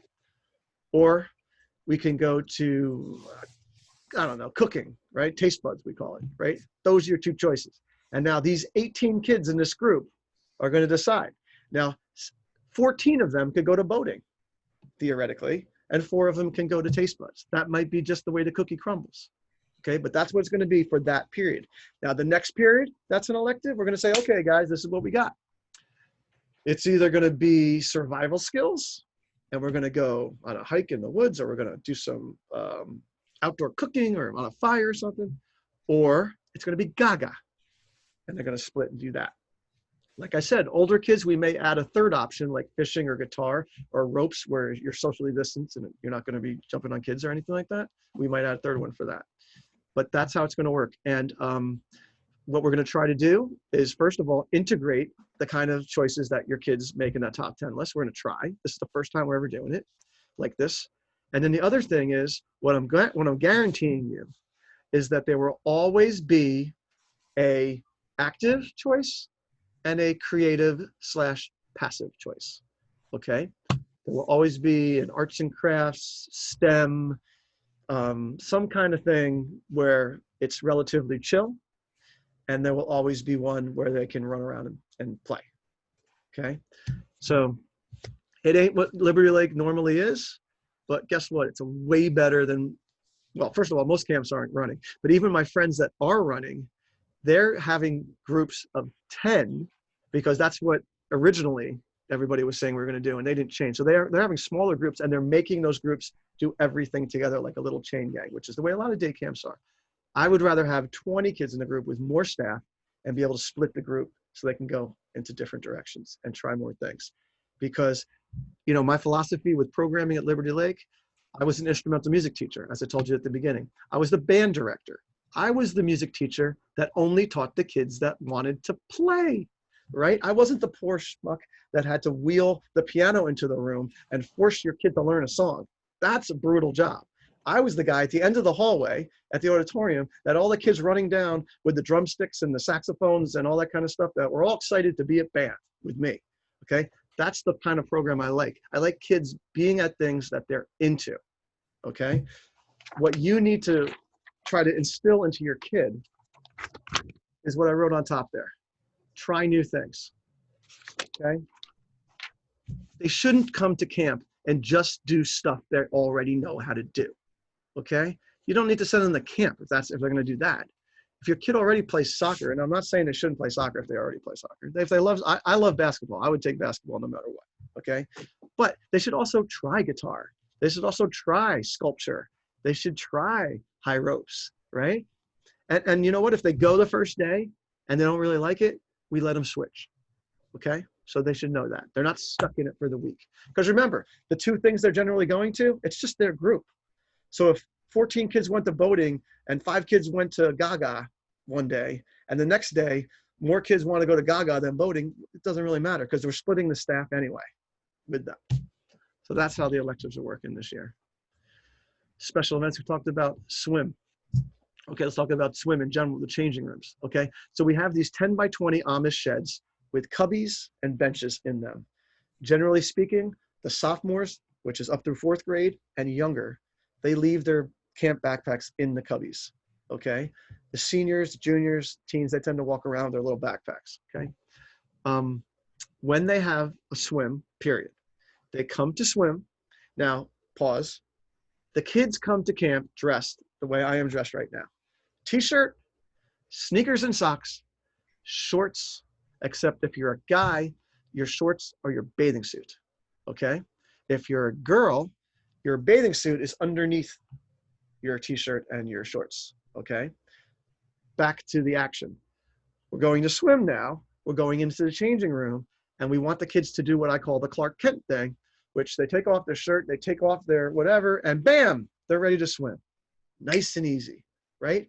They grab their towel, okay, out of their bag. They put their socks in their sneakers and put it in their cubby, okay? And then they head up to swim and they're ready to go. They swim, whether it's at the pool, the lake, the deep end, shallow end, pool slide, water trampoline. Now the period's over. They come back to their changing room. Their group is the only group in their changing room, by the way, okay? They go back to their changing room and they dry off and they put back on their sneakers and socks. They put on their t-shirt, okay? Girls put the shorts back on and they go about their day. And on a day like today, where it was nice and sunny out, it's gonna be dry. They're gonna dry off, not an issue. Not to mention, a lot of these kids are swimming twice anyway, so they're gonna get wet again later anyway, okay? But if they want to change, they can change because They want to change, they can change. because a lot of the kids get chafies and stuff. Absolutely, Okay. yes, yes. Are closed-toed sandals allowed, or does it have to Our be- closed-toed sandals allowed. So this is what I'm wearing today. Oh, my freaking dog is literally right behind my chair. I'm wearing these things today, okay? So these are not sneakers and socks. I would not wear those to camp. But if your kid wore those to camp, that would be all right. This is what the reason why I want them to wear sneakers and socks, not because I am a tyrant that wants everybody in sneakers and socks.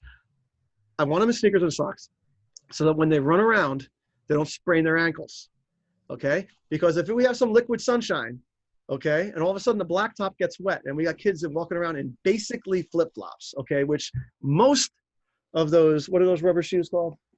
Crocs. Most Crocs are sort of like glorified flip-flops, okay? Now I know they make like $80 Crocs that have like the back support, okay? Those are good, okay? But I don't want them in something where they're gonna slip and fall and sprain their ankle, okay? My staff or my kids. So it's all about ankle support. That's what it's about, okay? So no flip-flops. That's what I say. I say sneakers and socks, I say no flip-flops, and then you guys can sort of figure it out from there, all right? For swim lessons, do kids ever use like Floaties? Yeah, floaties. For my younger kids out there, no, we do not use floaties. We do not use, well, first of all, we're not allowed to. Right? But even when we were allowed to, we didn't either, because our youngest kids are in the shallow pool, which literally starts at 1.5 feet. And then it goes to 2.5 feet, right? And it goes up from there, right? So no, we don't want them relying on those things, okay? So they will swim where they're able to swim. And, you know, peer pressure is like a negative word, politically speaking, right? At camp, it's an awesome word because it's sort of subliminal. It's sort of passive aggressive. It's out there. When these kids see their friends swimming in the deep end, when they see their kids going down the pool slide and all that, they're gonna be like, I wanna do that, all right? And they aspire and they get to it. And these kids swim every single day and they get better. They just do. Most of the 5-year-olds and 6-year-olds in this camp end up passing the deep water test to be able to go down the pool slide and stuff like that. Because think about it. If you came every single day to Liberty Lake Day Camp and you saw those giant pool slides, it's like seeing Mount Rainier every day, which my brother who lives in Seattle finally climbed because it just torments you. Like you got to do it, right? So they do it. Some kids, it takes them 12 times to pass the deep water test. They work on it. Aspiration. They'll get a fuzzy, all right? Trust me. Any other questions? Are swim lessons one of the electives? Okay, so swim lessons are mandatory for up through 4th grade. Normally, in a non-pandemic year, we would offer swim lessons as an elective for 5th grade and up. But the problem is that we can't this year because we can't mix and match kids from different divisions and stuff. I can't have a 7th grader show up while there's like a 3rd grade swim lesson going on, right? Because the changing rooms, all that stuff, it would be too complicated.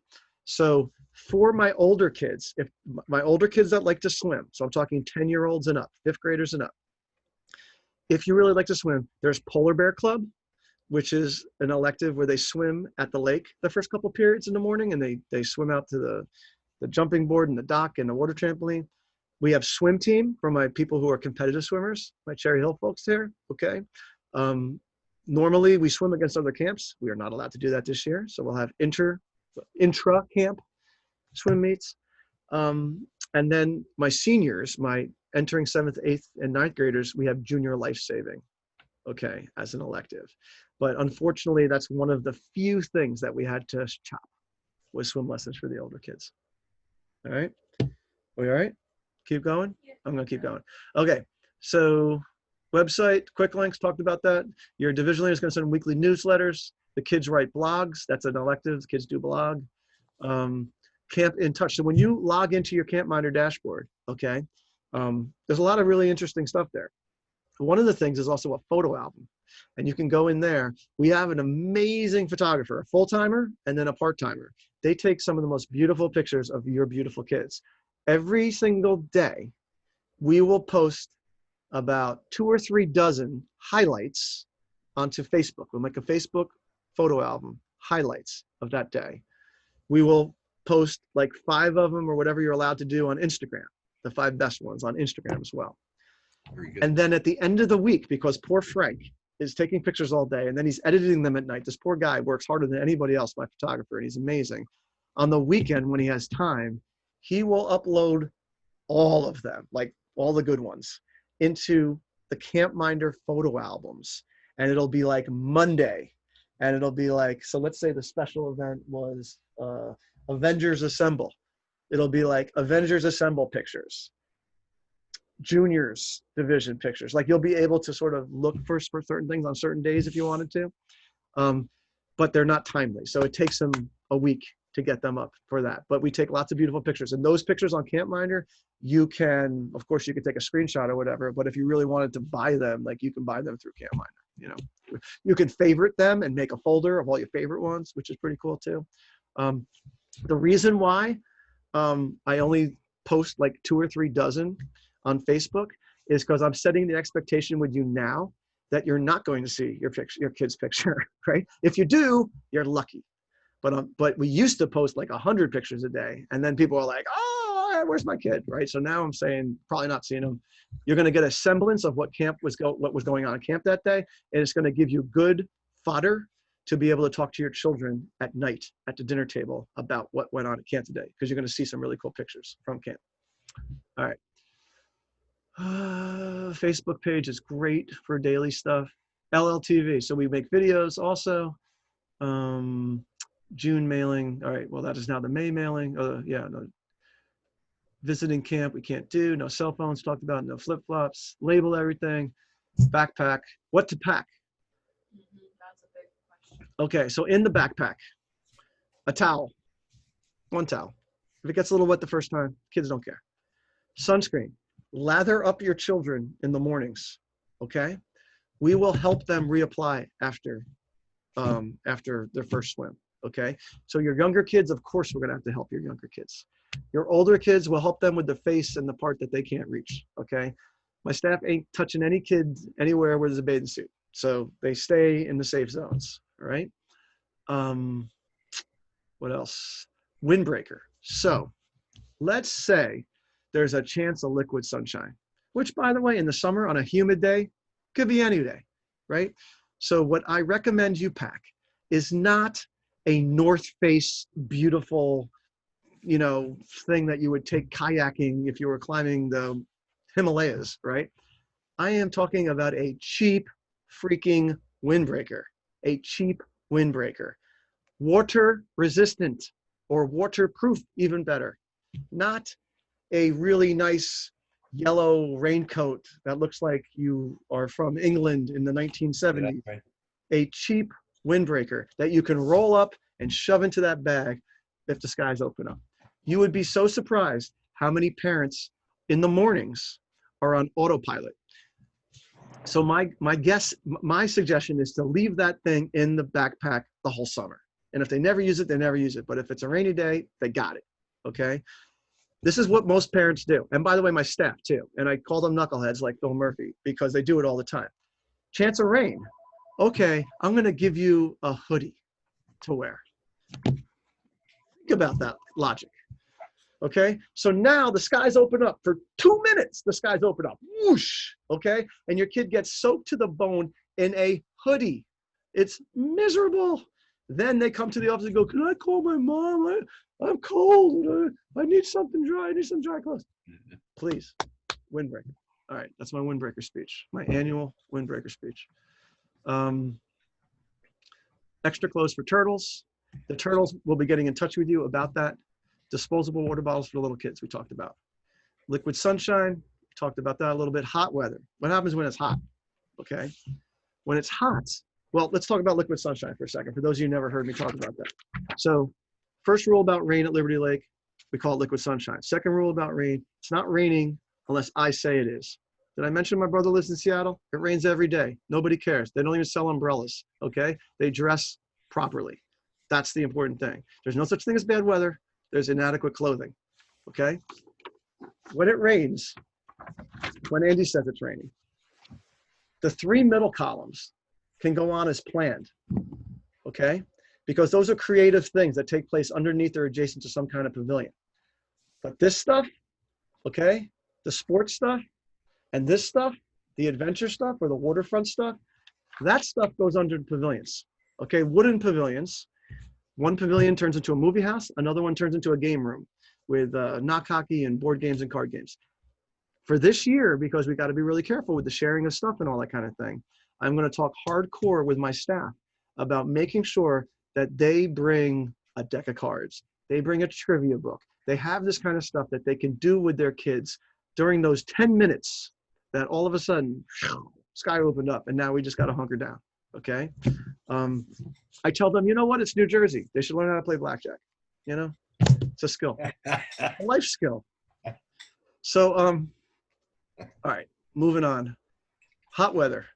So hot weather is actually the more relevant question nowadays. Hot weather is something that happens way more than liquid sunshine. Global warming, hey. So, so when you're a camp director, you also have to be a meteorologist. So I have an amazing app, by the way. It's called Dark Sky. Let me make sure that's what it's called. Dark Sky. The best $4.99 you ever spent in your life. I am telling you. It is remarkable. Tells you when it's coming, how much it's coming, when it's going to leave, all that kind of stuff, right? It's great. It's like the camp director app of apps. Besides that, of course, I'm keeping in touch. I'm watching weather radar screens, and I'm looking at the temperature. So let's say that it's a day. Today is the third day in a row. It's going to be 102 degrees, 98% humidity, right? It's going to be miserable, right? So I know this ahead of time. This is not like it just springs upon us, okay? We know this. So during my morning meetings, I'm meeting with my top people, my leadership team, and I say, okay, this is the deal. Hot day schedule, okay? Translation, after lunch, no sports. No, I don't care. Baseball, basketball, football, soccer, done. Anybody that has those activities, they go to basketball, and there's Lucius, the basketball coach, and he's like, guess what? We're all going to the beach. And they literally go to the beach for basketball, all right? And they swim. We have enough swim areas between our lake and our pools. We could literally swim the whole camp if we wanted to. In addition to that, I have 2 slip and slides that inflate. One inflates, one we lay it down, all right, that we can use. I have an irrigation system throughout the camp that pulls the water from the lake, actually, all right? I have a make it rain system, we call it, where I put these 2 giant poles into the ground, and they're right, it's on the edge of the blacktop. They are actually, this was devised by companies that create water systems for sod farms, okay? And it sprays my entire blacktop, like you're at a water park, okay? We have all these things. We'll implement them all. We'll have them running simultaneously if that's what it takes. If you send your kid to my camp and it's 100 degrees, I can guarantee you they're going to come home like a prune, okay? Because they're going to be swimming half the day, plain and simple. It's going to be like 7th period in the afternoon, and they're going to be like, oh, guess what? This is canceled. We're going swimming. And they're going to be like, oh, no, we're going to go swimming again. Yeah, because it's 100 degrees and you're at an outdoor camp, okay? That's what we're doing. So most kids like it, you know, when it's those days. And generally speaking, it's my staff that gets dehydrated because they care so much about the kids. They're so focused on the kids and making sure they're drinking constantly, right? That they are the ones that start passing out. So that's my problem. All right.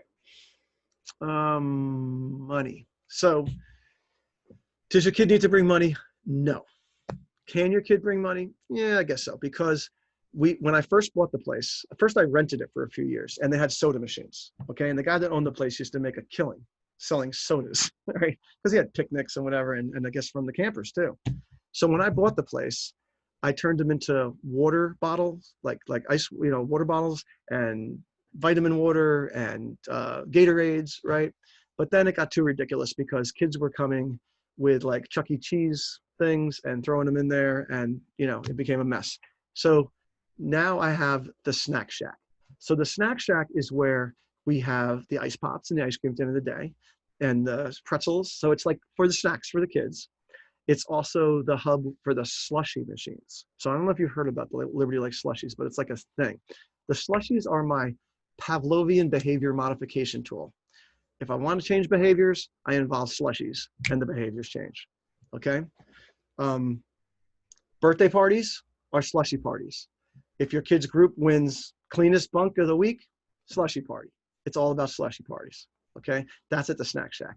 And then the carryover from the old days is that I do have Gatorades and ice bottle, bottled regular, whatever, spring water, whatever. I mean, our water's good. Our water goes through a whole filtration system. I think we got fine water, but whatever. We got bottles of water.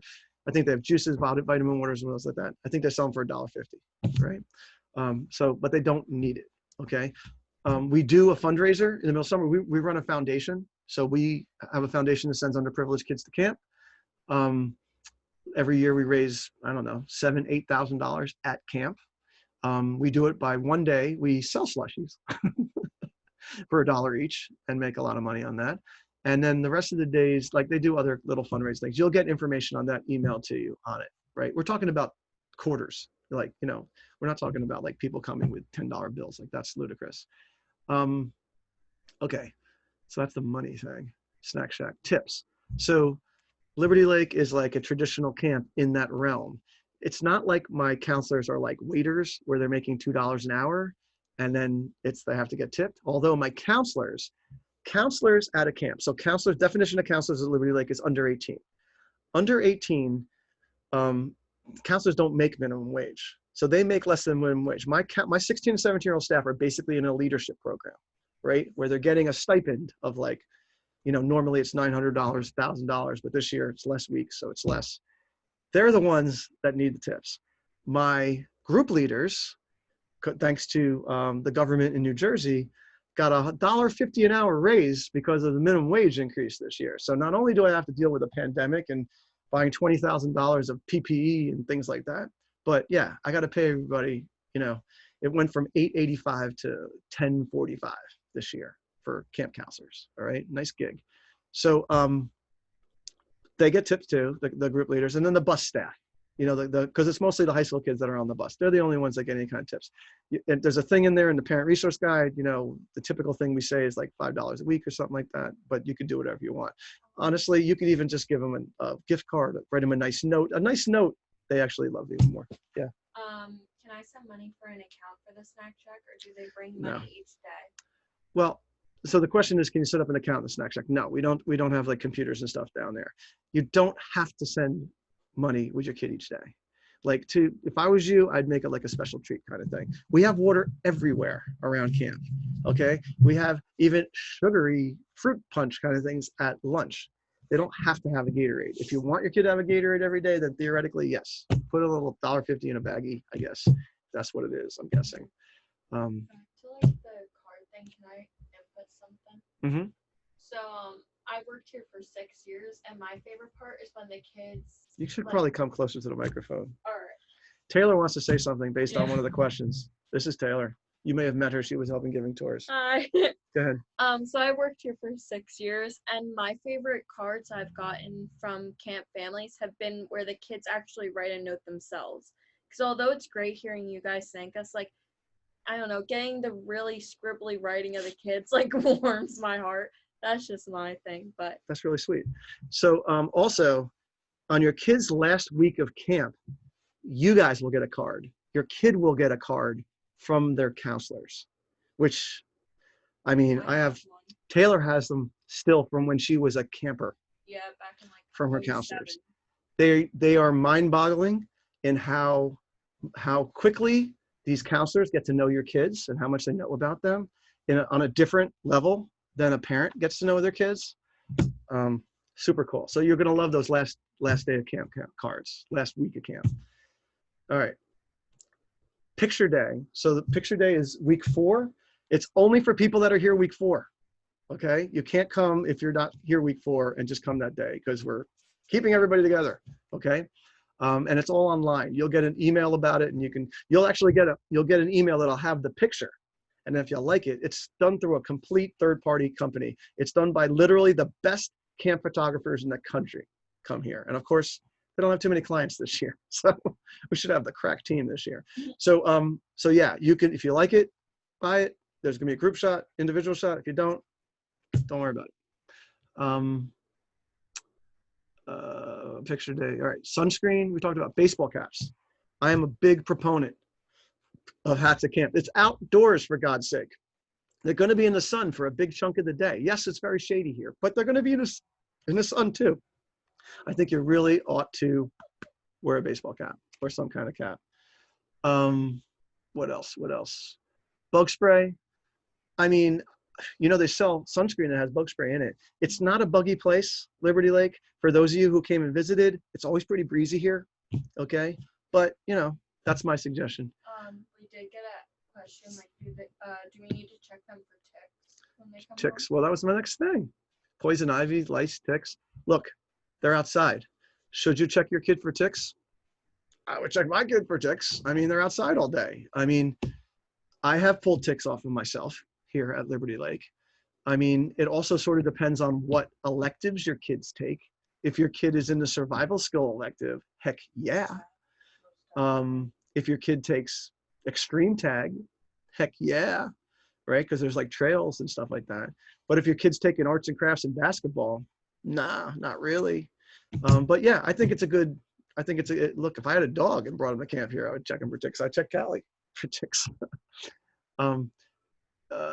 We haven't had lice in a long time. That probably means we're due. You know, why not? The summer of pandemics. But basically, you know, we're probably not going to have much lice. You know why? Because lice comes to us when kids have sleepovers at their friend's house, and then they bring it to us. And there ain't too many sleepovers going on right now.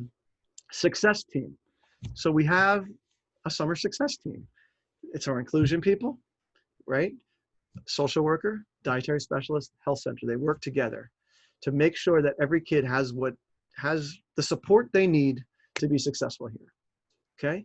If you have a kid that's coming here, that's, let's say, high functioning on the spectrum, and they should be fine, but it turns out that they need some support, the success team will swoop in and try to, you know, fix things out. How can we coach the counselors? How can we coach people to help support their kid better? Maybe that kid needs a one-on-one kind of situation, right?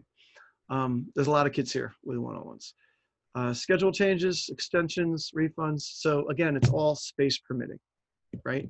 And because you guys are new, any changes you make, like if you delete a week at some point, it gets credited. If it's there at the end of the summer, we're going to be like, do you want it refunded or do you want to roll it over to next year? Okay. We let you know. It's up to you guys. Meeting the staff. So normally, right around now, we would be having a meet and greet, and you'd all come out to camp, and it'd be like 1,500 people here, and you'd all meet the counselors, and it'd be this great, fun, awesome time, and we can't do that this year. So at our second big orientation, which is next Tuesday, Yeah. we are going to have the counselors record themselves, make a video, and we're going to actually create a YouTube video for every single group and send you a link, and you will be able to meet your counselors that way. Okay, to see their names and who they are and all that kind of stuff. Plus, we'll send you a list of who they are too. Your division leaders, we're sending out division leader emails tonight, hopefully. They will be reaching out to you. If you want to speak to your division leader, email them back, let them know when a good time to call is and what number to call, and they'll be happy to speak with you. Okay. That's it. It's question time, Taylor. What else we got? Okay. If I didn't answer your question, now's your chance. Throw it in the chat, and Taylor will hand them off to me. And it's 9 o'clock. I only have a giant orientation tomorrow that I have to continue to work on, so it's early for me. What we got? One person asked in the beginning, is Down the Rabbit Hole happening? Yes. So down the rabbit hole, great question. I'm surprised not enough people ask me that question. So every year we do a haunted trail, like a haunted house kind of thing. Down the rabbit hole is our haunted trail of this year. Yes, we have a plan. We got a plan. Feel like Elizabeth Warren during this pandemic. So basically, every group that wants to participate is going to make their own little, like an installation, like a scary installation kind of thing. So when this thing is completed at the end of the week, remember, everything's Monday through Friday. So when this thing is completed on Friday, the kids who want to go through it, right? The groups that want to go through it. So let's say, okay, my group wants to go through it. I'm going to take my kids and go through, and there's going to be like the stuff from this group, whatever they created, and then the stuff from this group, whatever they created. So it's going to be a trail of installations created with the Alice in Wonderland theme, creepy. And for the kids that get scared about stuff, they don't have to go through it. It's optional. And to get into that, you just have to put that in your contact. No. What's going to happen that week is that every division, every group is going to have at least one period where we say, okay, and who wants to be in Down the Rabbit Hole? Oh, okay. And so they'll all have a chance to be in it if they want to. Very creative. It'll be a very, very creative period. So for Spirit Days, what kind of shirts or costumes should they wear? Oh my God, great question. Home run question. So if you look at the Spirit calendar, you see that in the top, in the corner of some of these days, there's stars, the yellow stars. The yellow stars are dress-up days, okay? So Star Wars Day, Tuesday of week 4. We're gonna have so many Jedi and stormtroopers here. It's gonna be crazy. And just so you know, our archery guy, Jeff, who is part of the Renaissance Fair, so he's just one of the biggest nerds in the history of nerddom. He has an authentic stormtrooper outfit that is just like crazy, like right out of the movie. And he will be up in the parking lot that day. So you can dress them any way you want, right? But this is a great question, because let's be realistic, okay? Let's say it's 100 degrees, okay? And your kid wants to come dressed as Darth Vader, okay? Well, it's gonna have to be the kind of Darth Vader thing that's like he can take off and put in his bag too when it gets too hot. Okay, being realistic. I'm talking more about the little kids here. Big kids, they're gonna be wearing Darth Vader t-shirts. All right, but little kids come like hardcore dressed up on those days. Okay, the superhero day, right? You know, kids love dressing up, plain and simple. So just think about that. Like if it starts raining, if it's too hot, how we're going to sort of get that stuff and put it into the bag and that kind of thing. But we get into it. Some of the staff speaking for my son has been shopping on Etsy and these crazy Chinese websites for a year. He gets some really good costumes. We're at the Q&A part, Joe.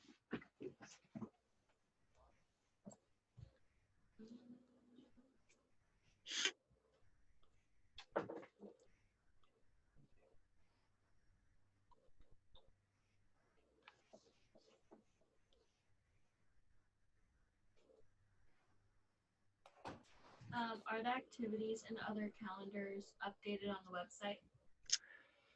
I mean, the website has the latest. This is all the latest. If anything changes, we'll let you know. If you know, we try to communicate with you on a weekly basis. So in the weekly communications, if there's something like Down the Rabbit Hole, which is like, what in the world is that? We will put an explanation in there the week before so that you do have an idea of what it is. Can you repeat again what time we need to drop off in the morning? If you want to get the discount, between 8:30 and 9, okay? If you just, whatever, it's part of your tuition, then anytime in the morning, you know, before that too. But just remember this. Oh, I didn't talk about before and after care. So my friends here from before and after care land, before and after care, extended hours care, is not going to be the most fun thing in the world, because we're not going to spend all day spending all this time and energy trying to keep the group separate and all this kind of thing, and then let them start playing together before after care. We can't do that. So during before and after care, we'll still be a semblance of the kids being together. So think about this. If your kid, here's the reality of the situation. If your kid is part of a group of 18 kids, okay? And they get dropped off at 7 in the morning. They're really going to either be playing by themselves, right? Or with any of the kids that come from those 18 kids. And I would venture to say that half of them are going to be on a bus, and the other half, some will be coming early, some will be coming a little later, like it's going to be split all over the place. So before and after care is going to look a lot more like it probably looks like at a school, right? So we're going to have a lot of lanyard, we're going to do a lot of drawing and stuff. And my suggestion to you, parents, is if your kid is coming to before and after care, pack a book, okay? For my friends who used to do aftercare in the past, which is none of you guys, but the people from past years who did aftercare, the kids swam during aftercare, which was wonderful.